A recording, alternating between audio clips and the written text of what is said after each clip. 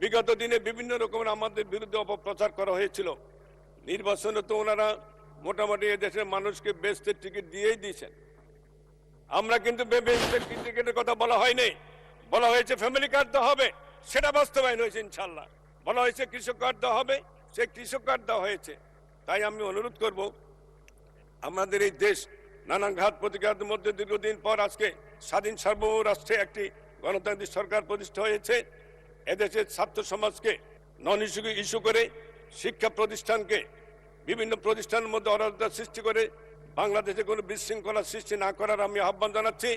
সকলে ধর্ম ফ্যাসিস্ট সরকার যাতে করে আবার কোনো উচিলায় যাতে এদেশে আবার যাতে প্রবেশ করতে না পারে, বাংলাদেশের গণতন্ত্রের যাতে করে ক্ষতি না করতে পারে, এই জন্য সকলের প্রতি আমি আহ্বান জানাচ্ছি।